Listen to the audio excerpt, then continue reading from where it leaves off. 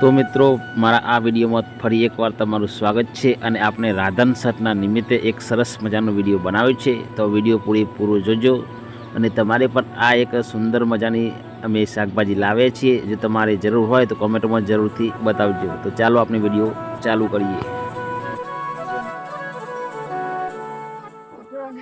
તો મિત્રો તમને આ પાંદડાની ઓળખાણ તો પડી જ ગઈ છે. આની કઈ કઈ આઈટમ બને છે એ પણ તમે જાણતા હશો. તો અને અમે તો કહીએ છીએ પત્તરવેલિયા. તમારી કનવાની શું કહે છે તો કમેન્ટમાં જરૂર જણાવજો. અને તમારો જો આનું લઈ જઈને કોઈ પણ વાનગી બનાવી હોય તો બનાવી શકો છો. નંબર હું નીચે લખી દઈશ.